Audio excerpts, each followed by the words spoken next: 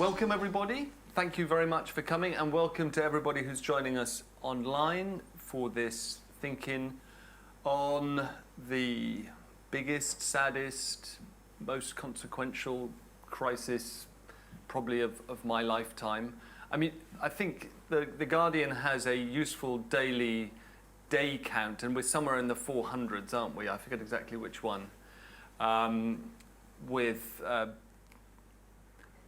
unprovoked war of aggression rolling on by the estimates of US Defense Intelligence leaked last week, about 60,000 on both sides together killed in action, 300,000 wounded, excluding civilians, a country taken apart, and impunity for 14 solid months, up to and including the sentencing yesterday of a well-known, prominent, especially in the US, Russian activist Vladimir Karamurza to 25 years in jail for daring to criticize the Russian war effort and point out in a speech to the Arizona State Assembly that Putin was dropping munitions on hospitals and schools.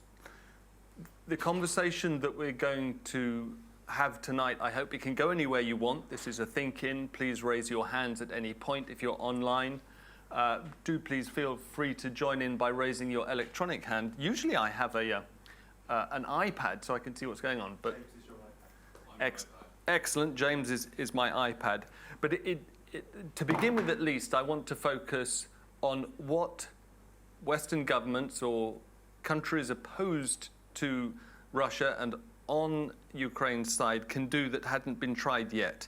Immediate and heavy sanctions were, of course, imposed. There's been substantial arming of Ukrainian armed forces to the tune of more than $100 billion by the US, and substantial from EU countries as well. We've tried an oil price cap, massive switches in energy sourcing. There's an arrest warrant out for Putin. Evidence collected for tens of thousands of war crimes. But it's not hard to wake up on a given day and think that nothing is really working. The war rolls on. We worry whether Ukraine is prepared for the spring offensive that we've heard about, that we are told is coming. The world has endured an economic shock. There's been a global food shock, a global energy shock, a global realignment with a good part of the southern hemisphere, as far as we can tell, if not siding actively with Russia, then definitely not signing up to a Western view of this war. So it can, as I suggest, feel a bit like a total failure of Western statecraft. I may be wrong, may be pessimistic, and we can get into that. I remember in the 90s, I think it was John Lloyd from the FT but Peter Conradi wrote a book with this title as well, Who Lost Russia? Question that we might address. And another one, first articulated in the Russian context in late 19 teens, early 20s, by Lenin, What is to be done?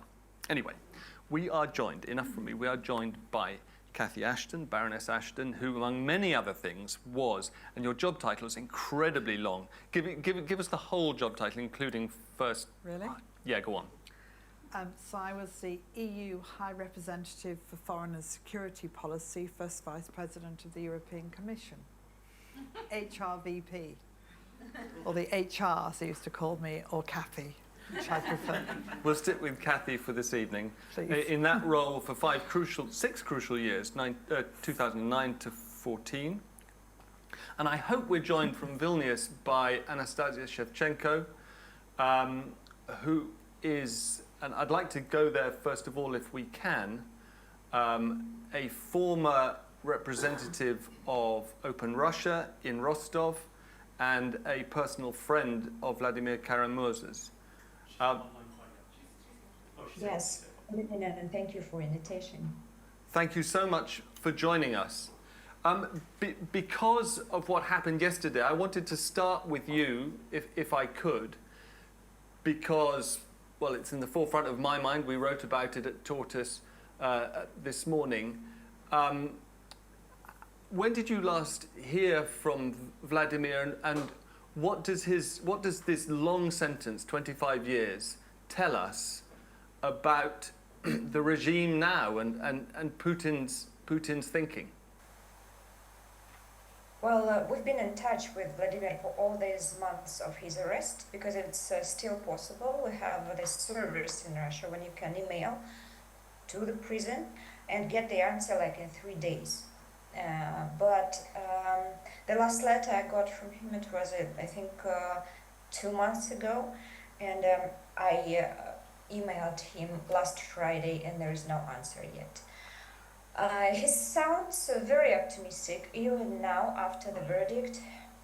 He says they don't have this eternity, they don't have 25 years, the regime, he means. And I was arguing with him couple of times because I still think he didn't have to come back to Russia. After 2 poisonings, having 3 children, he knew it was dangerous. And but he did it on purpose. He's historian, as you know, politician and historian. And when you ask him why did you decide to come back, he says, during the invasion to Czech Republic in 1968, only 8 people were protesting on Red Square against this invasion. And everybody remembers their names. And we need to show that there are Russians who are against the war. So he decided to become a part of history. It sounds terrible, but still. It's impossible to forget a person who was ready to spend 25 years in jail just for saying that he was against the war. And he's very brave and very smart and a noble man. I really worry about him because of his health conditions. Right. Do you think that the sentence was ordered by the Kremlin? I was talking to Bill Browder last night, who said that he was very confident that the judge accepted the sentence requested by the prosecution, but that such a severe sentence must have simply been ordered by the Kremlin? Well, I have no doubts about it. I am a former political prisoner. I was arrested, and actually it was in Rostov-on-Don, not in Moscow. It's a region on the border with Ukraine. And all my investigators were calling Moscow every time when they had to make a decision. For example, when my daughter was ill and I needed to be next to her in the hospital, they told me, sorry, we need to call and ask for permission in Moscow. Everything is coordinated by Kremlin. So 25 years of jail, of course, it was a decision of Kremlin. And it is a revenge, I think, for all the advocacy that Vladimir had been doing during his life for Magnitsky list. First of all, he included, and he was working on it for many years, he included there all judges, all prosecutors from Magnitsky case. So that's a revenge, because even this judge, he is included in the Magnitsky list. Right, there are sanctions against him. Now, you mentioned Vladimir's point that only 8 people came out on the Red Square in 1968, and he wanted to show that Russians opposed this war. When we think about the question that we've asked ourselves, what is to be done going forward, a big part of the challenge we face is a Russian population, most of whom are still right behind the war. They're not like you. They haven't gone into exile because of opposition. Why is it that more Russians are not opposing this war? We don't have exact numbers of Russians who are opposing the war and who are supporting it. First of all, not everybody can leave the country, because only 15% of Russian citizens do have foreign passport. The second, of course, people are frightened because it's a terrorist state. Living inside it is scary. You know, nowadays people tell me, I left Russia like 7 months ago, and people tell me that I even look differently, more relaxed, because you live in this atmosphere of fear all the time. You go outside, it was last spring, and there are everywhere these Z letters on buildings, on public transport. There are even monuments to this letter on the riverbank in my city, and at the same time there are small like signatures, no to war, or maybe small Ukrainian flags on benches or somewhere else. It's like a fight inside the country, and it was a civil war, and it was a war of Putin with us activists for many years, and we were arrested, fined, humiliated, and so on and so on. And of course, nowadays it's impossible to understand how many people are not supportive to this war, because they just are just afraid. Sometimes they ask, why don't you protest? I can give you an example. Well, I was arrested once on Putin's birthday. He was 65 that day, and I wanted to glue a big poster on in the center of the city saying "Happy Retirement." So they stopped me, the police, at 4 in the morning, just going out of taxi car.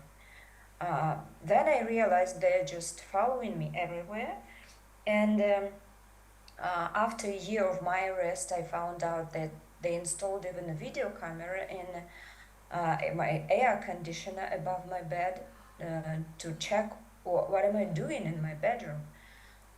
So when you even think about any kind of protest, they already know about it. I just want to say that please be aware of the fact that we live in this terrorist state for years. We've been living like that for years, and we were protesting during Crimea invasion and earlier and after all the time. Last year, during last year, there were more than 4,000 cases against people protesting against the war. They were fined for 150 million rubles. They were only 20 days without protest last year. So I wouldn't say that a lot of Russians support the war. Okay, thank you very much. It's certainly easy for outsiders to ask why there are not bigger protests. Very hard for us to imagine what it must be like living with that fear. Thank you so much. Stay with us if you can. Kathy, zooming out, what's your assessment of the big picture? What levers are left to Western governments and intelligence agencies in changing the behavior of the Russian state? I think the most important lever is to make sure that Ukraine wins the war.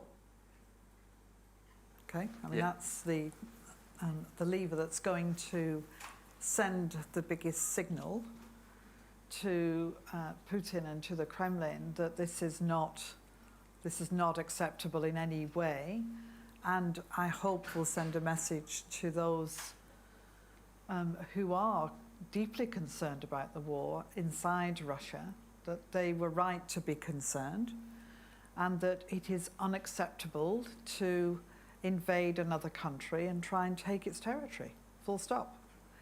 So the big effort has to be on equipping, in every sense, Ukraine to be able to achieve that, and the spring or summer offensive, I don't know the details, of course, is going to be extremely important in doing that. In 91 Iraq violated this cardinal rule of trying to rewrite international borders, and the result was a gigantic American invasion force.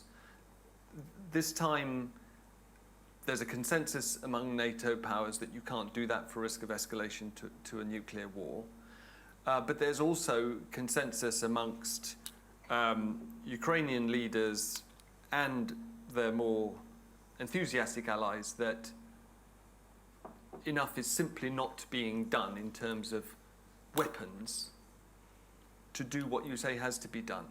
I mean, from your experience, and I should say, this wonderful book gives insight into Kathy's frenetic work for 6 years in the corridors of power.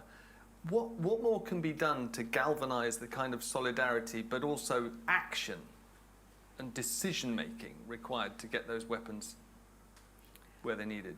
So I think I'd start by saying we have been fortunate in having a Biden White House that has taken seriously its responsibilities.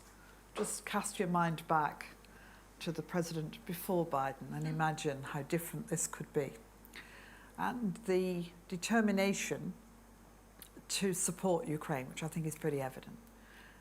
I would also say that in my experience of the European Union, I've been really impressed with the determination of the EU member states to stick together. And I've been impressed with Britain's role, which has been really important and very strong and determined in support of Ukraine, along with other countries. So you do have a real concerted effort.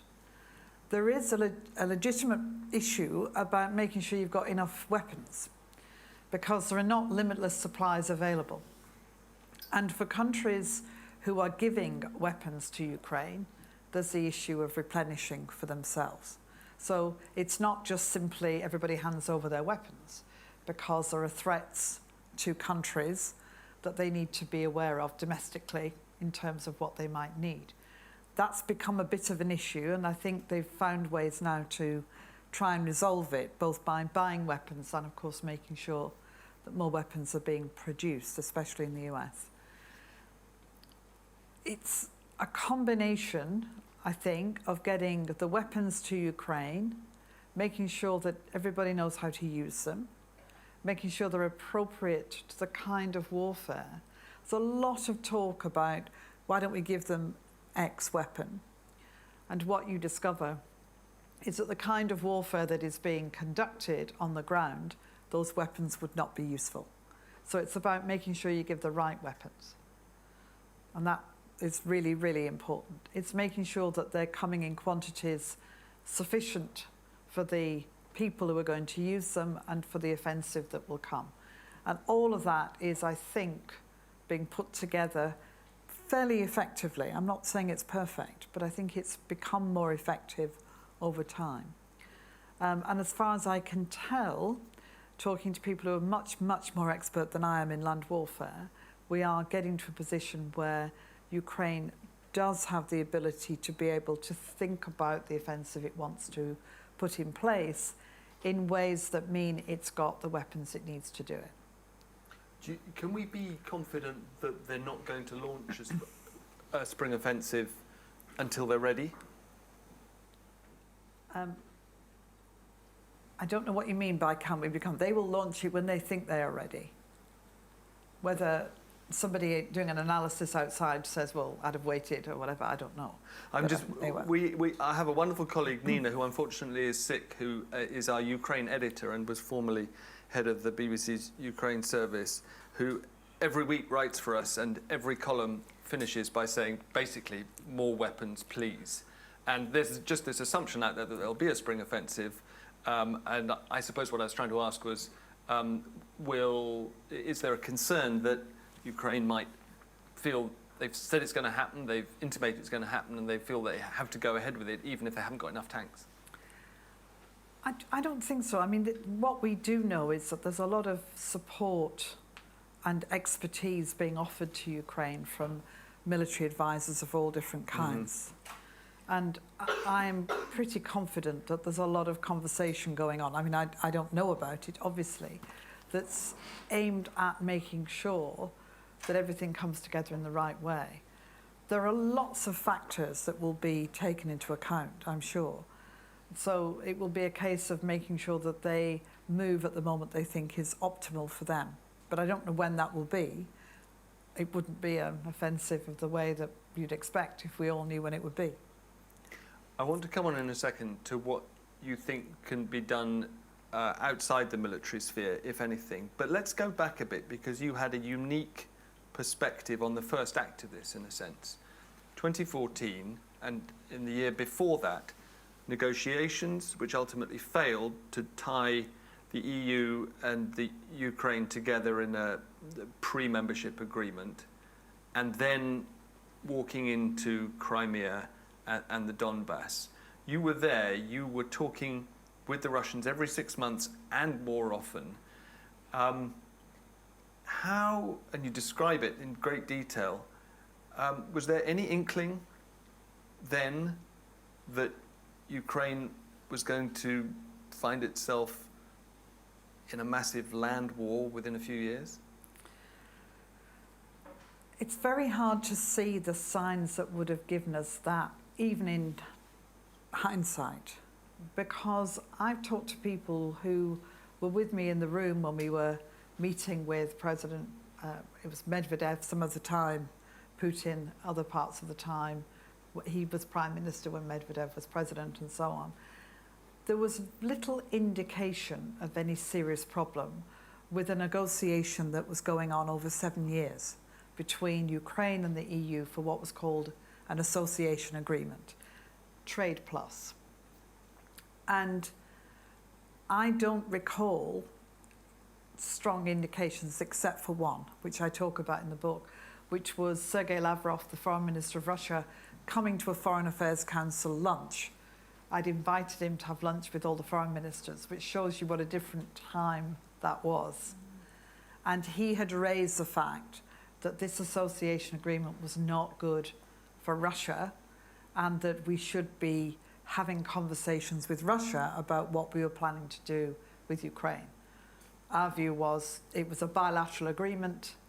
If the Ukrainians wanted to talk to the Russians, that was entirely up to them. It wasn't our job to be determining that that should happen. But it wasn't that we entered into that final period with any sense that this was about to go bad. We had initialed the agreement, which means it's finished, technically, all done, 7 years' work. Yanukovych was due to come and sign it with all the leaders of the EU in Vilnius. And it was only a few days before, and indeed I talk about in the book how he came up to me in Vilnius and said, I can't sign it.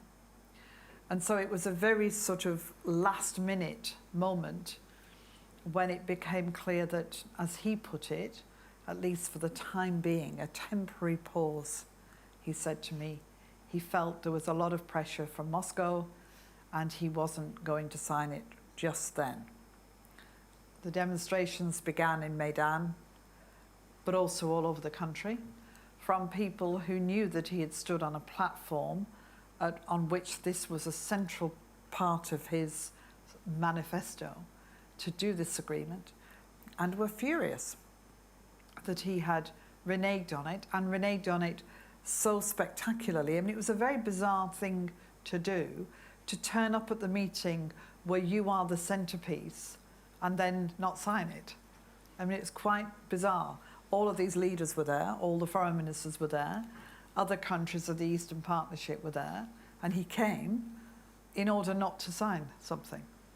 I would have expected him either not to show up, or indeed at any moment in the months before, he could have found a technicality, or a little bit of a paragraph he didn't like, or any sort of reason not to put himself in that position. And yet he did. James, let us know if there's stuff in the chat that we should be talking about. But looking back, benefit of hindsight and all that, is it, and I accept your point about this being a bilateral negotiation with an independent country, etc., but would there have been a way of finessing this?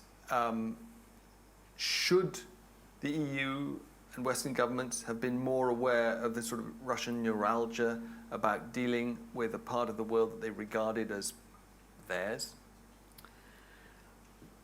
You can always look back and see the progression of how leaders change, or how leaders become more obsessed with something that's happening. And I think when I talk to people that knew President Putin when he first took office and how he has moved on in his relationships with, roughly, let's call it the West, with the US, with Europe, with others, you do see this determination to be engaged with, I think, two concepts. One is legacy, and the other is his sense of history. And for him, over time, the idea that Ukraine could look anywhere else but to Russia for its primary relationship became more and more impossible to imagine, and more difficult, I think, to justify in his own terms. And he wasn't going to be the president that saw it move away. And that kind of culminated in what we know to be conversations he had with Yanukovych, the then president of Ukraine, in Sochi that summer, and also in his attitude when I met with him in Minsk after Yanukovych had gone, and I was in Minsk with President Lukashenko, with President Poroshenko, who'd then been elected in Ukraine, and President Nazarbayev, then of Kazakhstan, for a discussion about the future of Ukraine. It was when Poroshenko was able to have a bilateral with Putin, and his whole approach to it was that this was bad news for Russia, bad news economically, bad news because he didn't want EU produce coming in surreptitiously into Russia, and that he was not prepared to see all of this happen. But they were making these crazy arguments. You say in the book that EU food would somehow not meet elevated Russian standards. So it must have been obvious then that they were constructing an alternative set of facts, no? Well, it was extraordinary. He had this photograph of a truck, which was a Polish truck, he said, full of food, vegetables. And he said, this will come into through Ukraine from Poland into Russia. And these are not acceptable in terms of the standards that we would wish. To which we pointed out they absolutely would be of the standards he would wish and more. But that was the kind of messaging that they were trying to project, was this will be bad for the Russian economy. And it was interesting because in this course of the 7 years, there were opportunities where concerns could be raised, both with Ukraine and with the EU, where there could have been discussions, if only to point out the phytosanitary relevant issues in terms of the quality of produce, because the EU has, as you know, standards across the whole of the European Union, and so on. But that didn't happen. Right. And so this was, in a sense, the justification backwards for what had already taken place, because by the time we were in Minsk, which was August 2014, Crimea had been taken, there were troops in the Donbass. It was a very tense and very difficult situation. And it's worth saying, you know, that when Russia moved into Crimea, moved into the Donbass, I remember very well being in my office with the military advisors we had from across the EU and talking with the Americans. We didn't know if they would stop. It was not a given. They could have carried on. And at that point, Ukraine was not in a position. It had just gone through this terrible turmoil. There were challenges about, you know, the leadership and so on. It was very, very complicated. And although the Ukrainians, I'm sure, were prepared to stand their ground as far as they could, they'd already taken Crimea and they were already in the Donbass. This was a so-called humanitarian convoy. A humanitarian convoy. Yeah, which Bellingcat later investigated with social media and found out exactly how they brought down MH17. Maybe it wasn't exactly the same convoy, but it was around that time, wasn't it? In August, they brought down the plane. Yeah, I mean, there's a lot of investigation that was done about how that happened and why it happened. Kerry, you had your hand up. Let's come to you. And Anastasia, I'd like to come to you afterwards. Kathy, hi, I'm Kerry. I work with Giles here. I think it's quite hard to disentangle the question of what is to be done from the question of what the West wants to achieve. Because I was struck when you said earlier on what should we be aiming for, and you said Ukraine needs to win the war. And I think if you you were to go around Washington, Paris, Berlin, London, what do you mean by that? You get a bunch of different answers. And I just wonder what your answer is to the question of what winning the war means. Is it the 2014 boundaries? Is it retaking the Donbass? Is it retaking the Crimea? What do you mean by it? So for me, it's whatever Ukraine decides. You know, I think there's always a danger, and you're right, you can go around, not just in capitals, but bits of capitals, and find different responses to what might be a possible or an acceptable outcome. But it's the people of Ukraine who are fighting this war and who are bearing the brunt of what's happened, the casualties, refugees and so on. So for them, it's important that we make sure that they are in the lead on determining what is going to happen. Now, they'll do that in conjunction with lots of advisors and support and conversations, because it's really important that while we want to stay firm and determined in our support, everybody's looking at making sure public opinion remains solid. There will be an election in America in the future. There are changes of government always going on across the EU. There are changes of position that you can see in certain circumstances would be possible. So it's about everybody holding firm and allowing them to get to that conclusion. They will have to decide what they think is an acceptable outcome. What I can predict is at the end of conflicts, having done my own bits of, negotiating with the Iran deal and the Serbia-Kosovo agreement and work I've done elsewhere, that it's often messy, it's not perfection. And there will need to be, whatever happens, negotiations of some kind, even if they won it all. You've got lots of Russians in Ukraine, you've got lots of issues of reparation, you've got people who've disappeared, you've got all sorts of things to sort out. And that's going to be really important. So I hope they're also thinking about those processes now. Yeah. If you ask Ukrainians now, they would say, we want Crimea back. All the polls say that, don't they? And is it realistic for the West to sign up to that if that's what Ukrainians want? Because then you're in for something very different, aren't you? It will depend what happens next.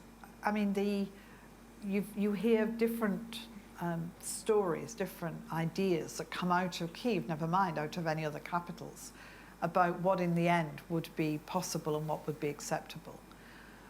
We have to begin from the beginning that, Crimea was part of Ukraine and it was invaded and taken. And so what happens to it has to be in the context of how it's ended up where it is. Now, there are some people who will say it should be, of course, the war is not won until it is taken back. Others will say, whatever happens, it must be legitimate, not illegitimate in terms of where it sits, whether that's in Russia or in Ukraine. And there'll be others who'll say, well, maybe that's something that has to be thought about in the context of how far you go. But in the end, it's President Zelensky and his team that we're going to have to make these decisions. And that's why I think talk of the spring, summer offensive, whatever, of what happens next is going to be really crucial, because I suspect how far, and I've no idea, I've no way of determining what's going to happen. But when we look back on it, it may well be the moment at which a lot of the issues about what might be acceptable or not start to become clearer and clearer in Ukraine. But it's really important we don't get into the business of telling them what is an acceptable outcome. I don't know if Nina is typing in the chat from her sickbed on Crimea. I haven't seen anything. Zeb Alby mentions that it's striking yesterday to find that whilst other Western governments have sanctioned all the officials prosecuting the case against Vladimir Karamazov, Britain had only sanctioned 2 of them. Oh, yes. Asking whether it would be possible to sanction the rest. And there's a story that's gone up on the New York Times' site, as I've been looking, saying it's all about the surge in chips and electronic components being sold to Russia from the West via Armenia, Kazakhstan and other countries, and they're winding up in Russian weapon systems. So it's a big loophole in the sanctions which needs to be closed.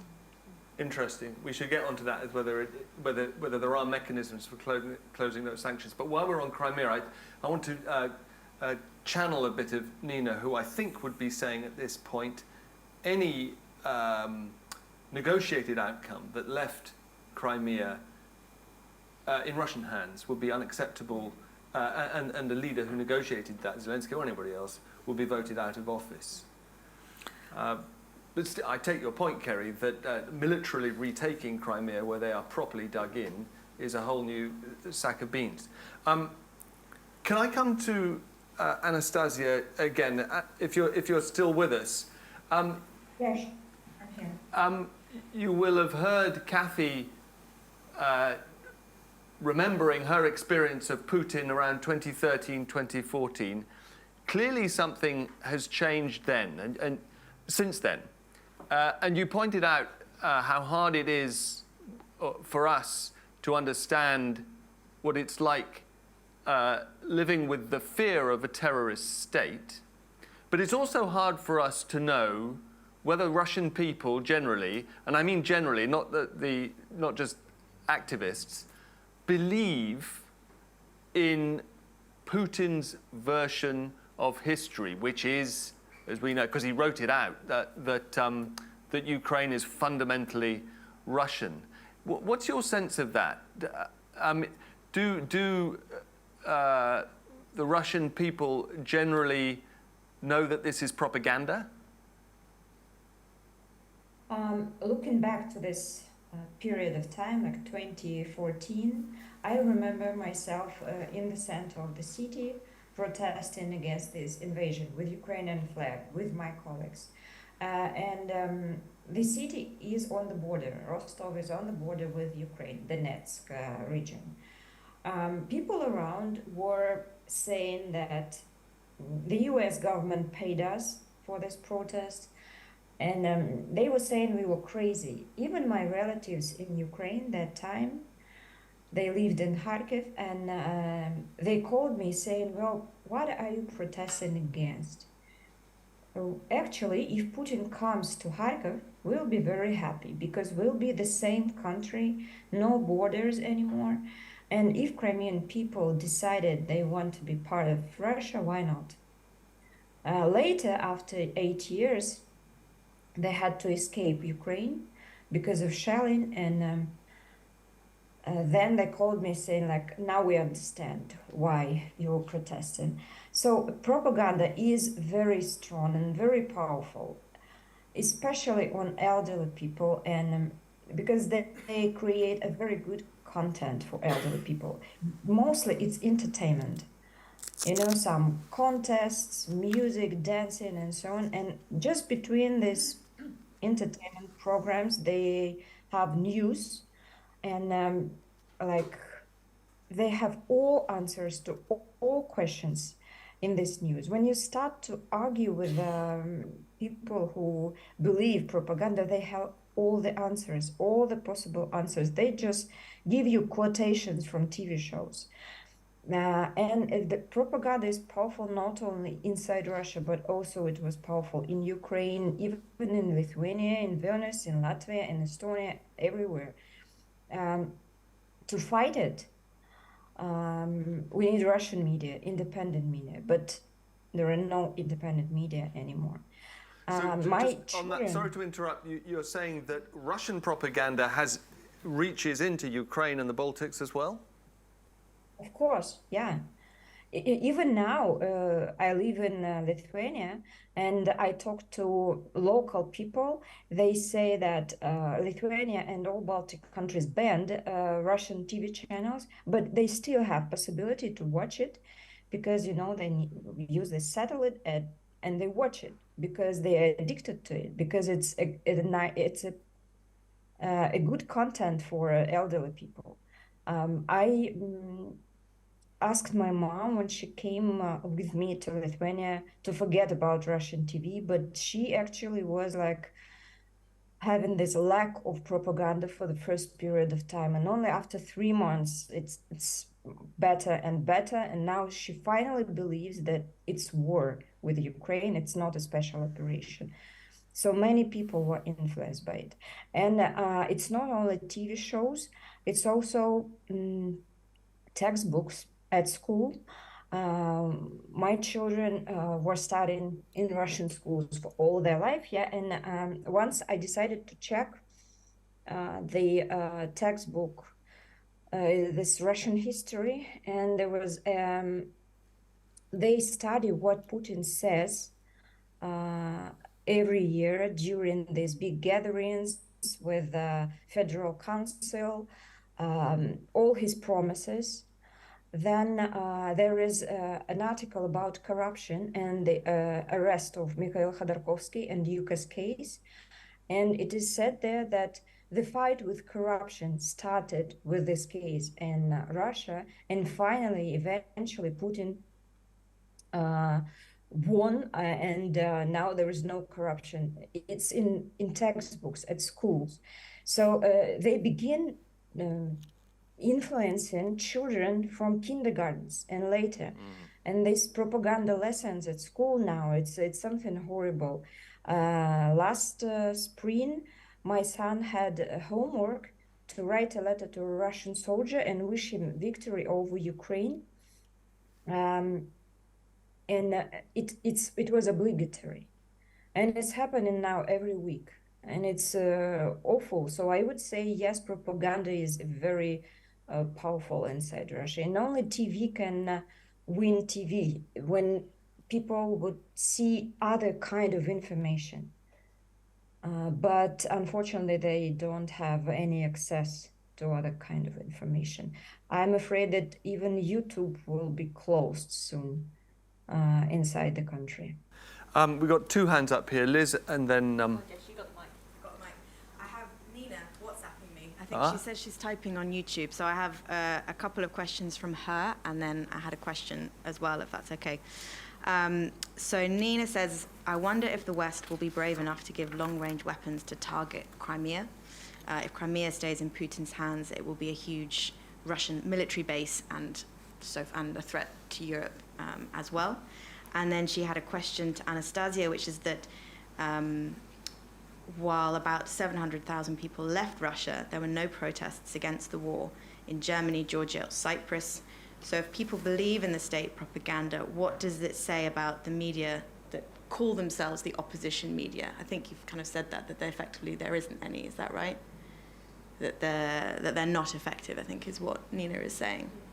But it is an interesting question. There's this big diaspora of about 700,000 Russians in countries around Russia. On the whole, they are more educated. They have the money to get abroad, but there are no protests in the street in those countries. Does that surprise you, Anastasia?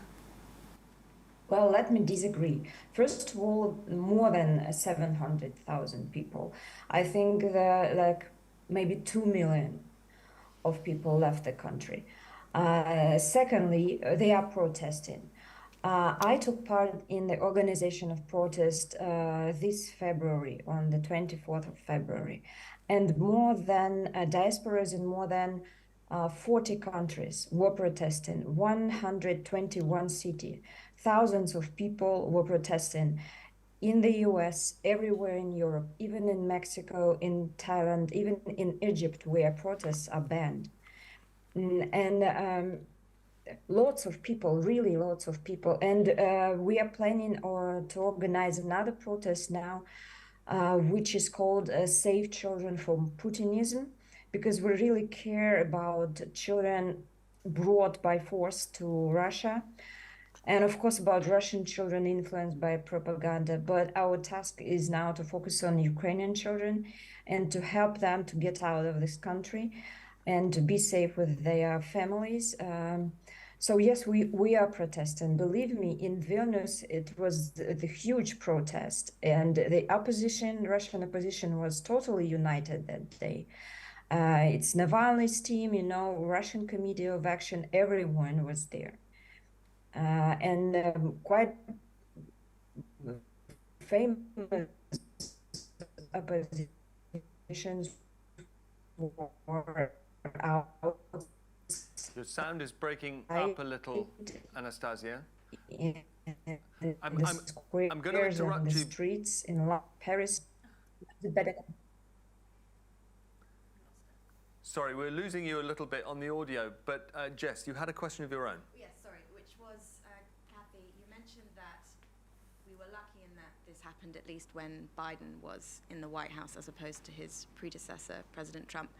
And I was wondering how you saw the sands shifting over the next 12 months as the US enters an election year and we see indications that Republican voters in particular are growing increasingly skeptical of the level of US support.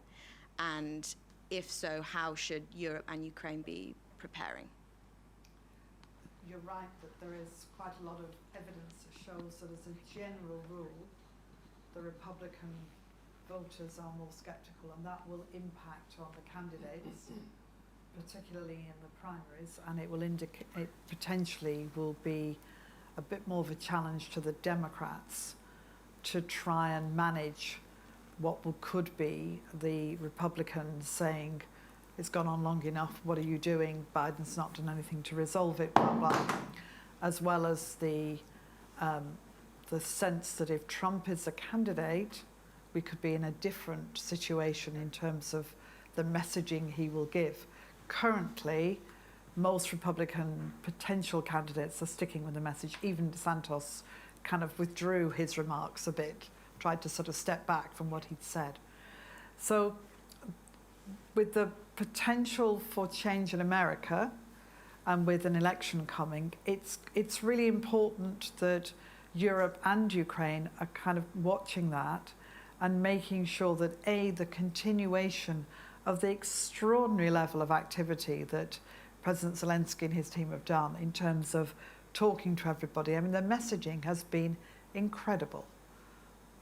He has, on his own, and with the help of his wife and with his closest advisors, has done a remarkable job at giving messages appropriate to each country and each group of people that he talks to that have helped to keep support. So he'll have to continue to do that. But I think there is a sense that what happens over these next few months is going to be extremely important. It will impact on what happens in the context of how support continues to gather and to grow. And it will impact, I think, on how people start to put together what I call the jigsaw puzzle of what will happen in the end, of which Crimea is a big piece of that puzzle. Thank you. Liz. Liz from Ilkley. Yes. Sorry. There's a good chance that I'm thinking about this in entirely the wrong way. But in the first sort of 6 months or so of the war, there was a time when I remember the first few days, we all were like, oh my God, Kyiv's going to fall now. It's, you know, but then it didn't work out that way. And there was quite a prolonged period of time when it would seem like the commentary anyway, sitting here from London, knowing nothing, was it's not going as well for Russia as Putin would have planned. He thought he'd be in and out. Obviously now it's a really prolonged conflict. But in that period of time, there was commentary which seemed to say what needs to happen is for, I'm going to say the international community. I don't really know what I mean when I say that. But the rest of the world needs to design a way for Russia to get out and go home, but for them to feel like that they've won anyway.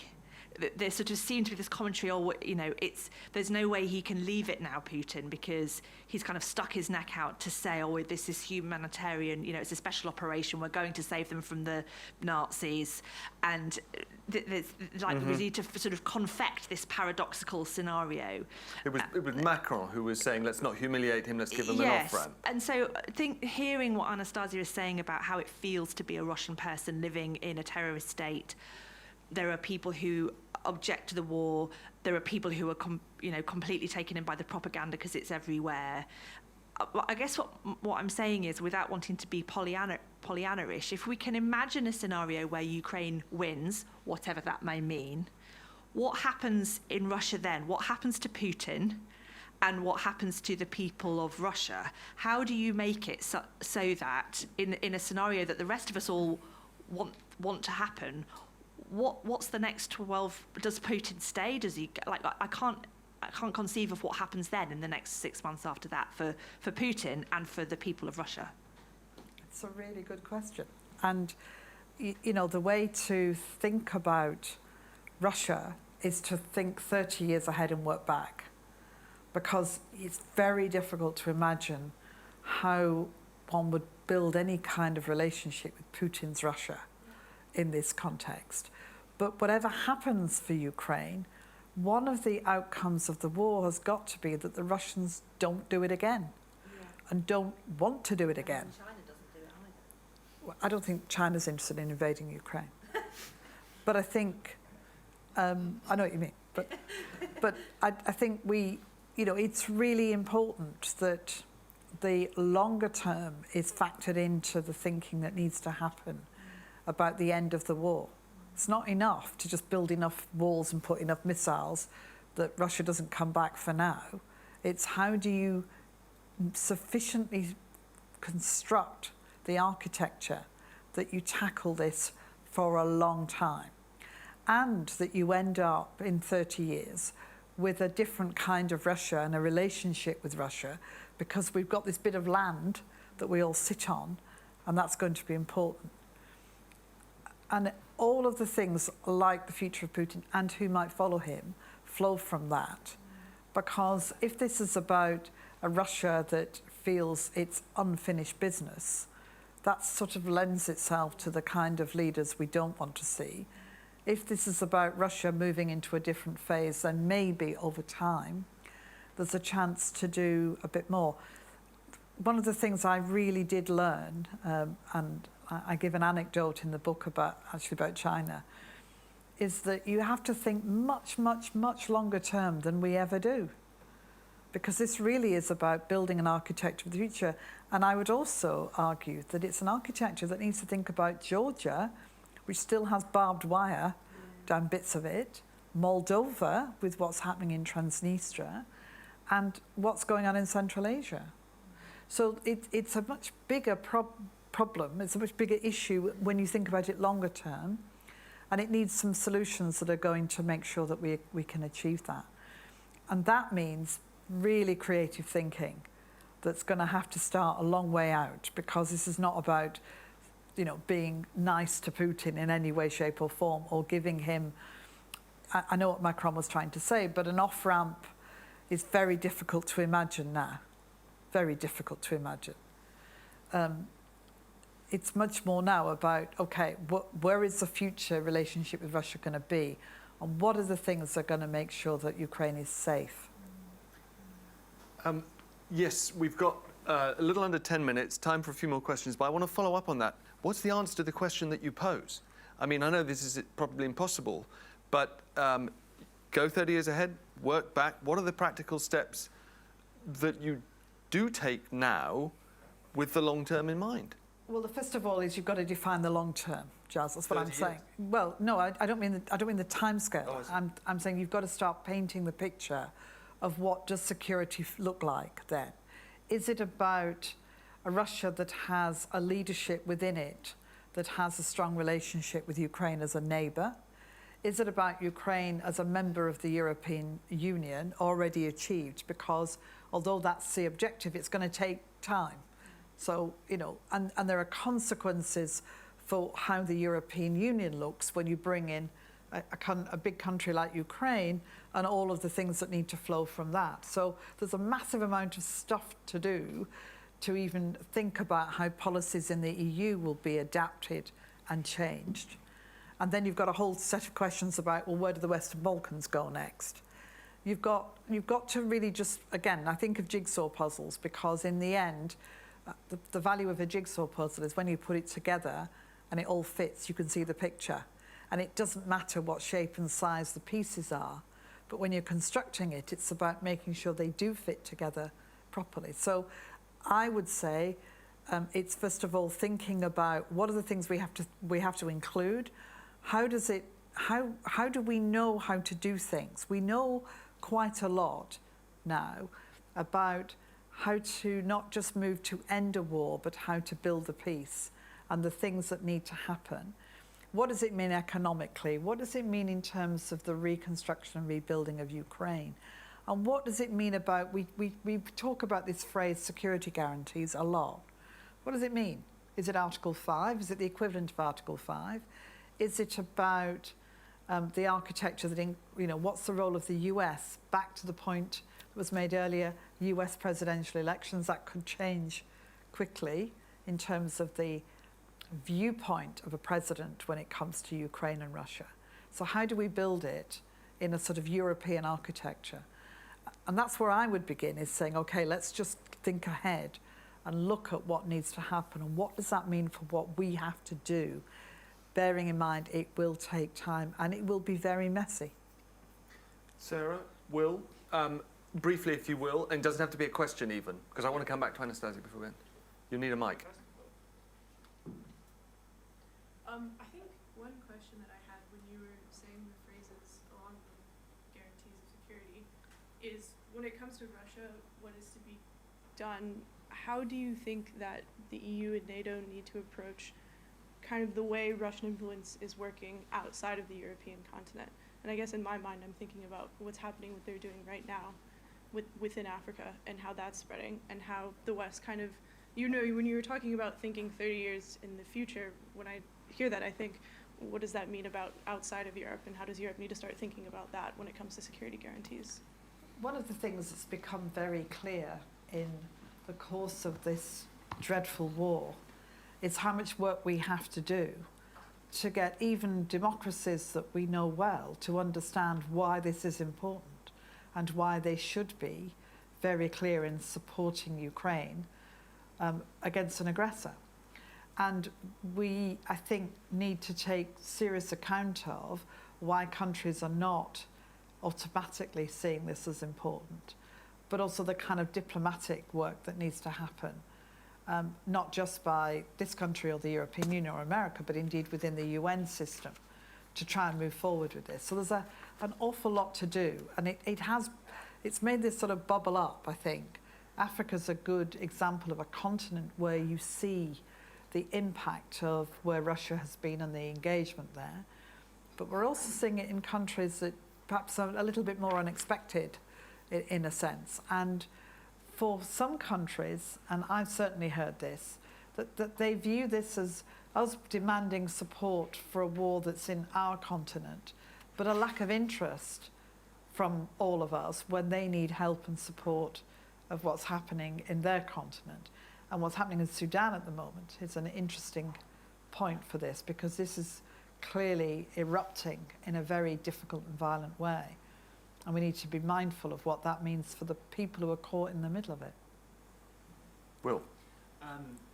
Thank you very much for all your comments. It's really interesting. I guess I had one question, which is not directly on the subject of Russia, but it's on the subject of Western unity and of Macron, who we've mentioned multiple times. But basically, I would love to get your take on Macron's recent visit to China and the controversy that has stirred up. Would love to get your take on that. So I start from the fact that I spent in my 4.5 years of negotiating the Iran deal.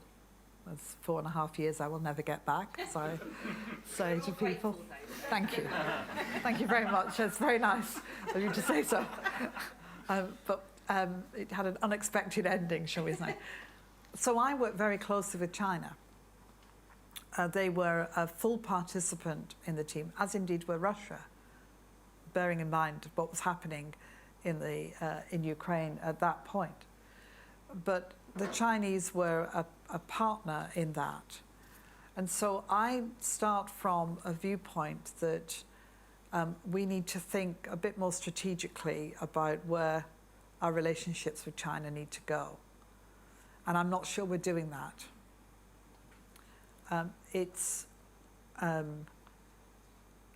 very difficult when we get trapped into this leader goes to China, is that a good or a bad thing? I'm not saying you're doing that, but we certainly get that. Is that a good or a bad thing? From the perspective of what he's trying to do with France, he thinks it is. He's president of France, up to him. Certainly, I think that in the context of this conflict, we should be cautious of allowing the kind of Russia-China axis to just join together. I think there's more to be done in terms of thinking about where China could be in this, from my experience of working with them on Iran. Interesting. If we had more time, we could really pursue that. Anastasia, if you're still with us, I just wanted to come back and ask you, from where you're sitting, as a Russian person who's been forced from your own country, living abroad, what do you want Western governments to do to speed up the process of bringing an end to this war in a just way? As you sit there, what do you hope for? Well, first of all, I want to say that I really love my country, and I wish all the best for Russia. At the same time, I want Putin to be defeated, because Putin is not Russia. And what I want is help for Ukraine. As soon as Ukraine wins, we will see that Putin is weak, and something must happen inside the country. I really hope that Russia will lose, because sometimes failures, not sometimes, but always, teach us something. Russia has this culture of victory. We've been people who won the war with Nazis, and it's been for years that we were taught like we're the best people, we can do it, and we are victory. One day you need to lose.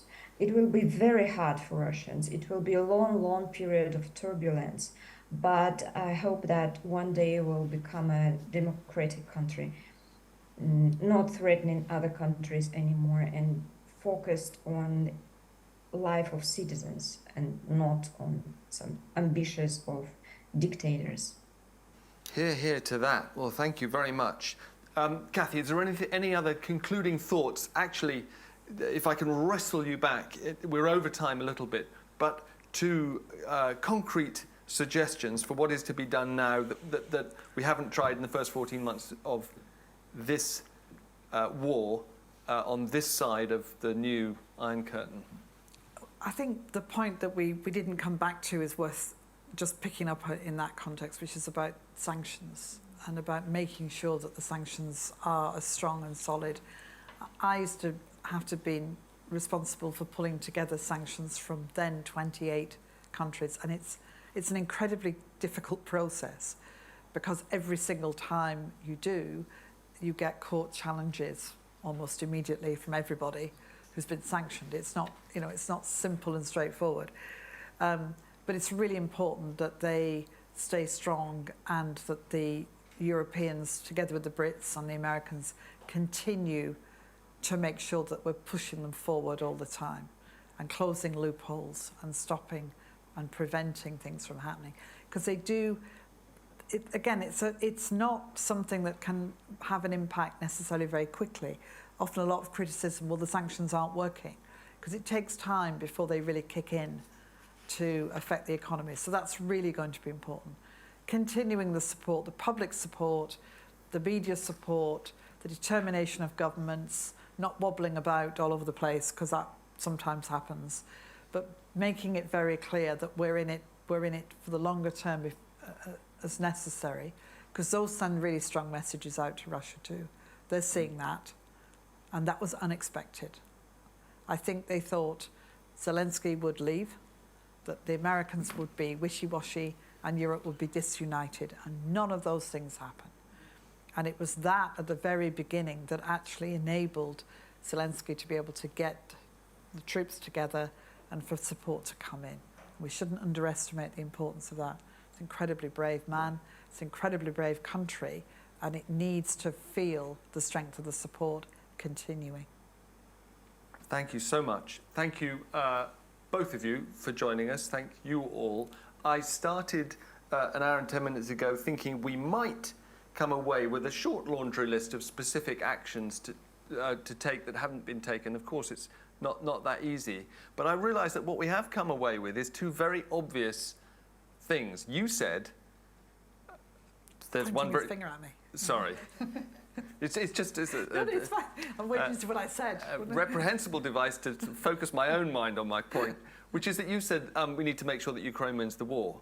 And Anastasia said we need to make sure that Russia loses the war.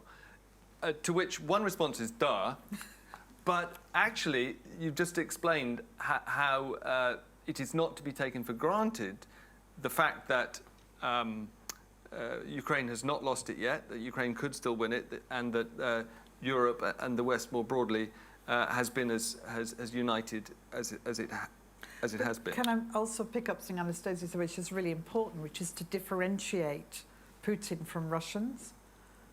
That's really important. That, back to my point about thinking in the longer term, is that there is a relationship to be had with the people of Russia and with Russians, and that needs to be different, the way that we think about how we tackle this crisis now with Putin.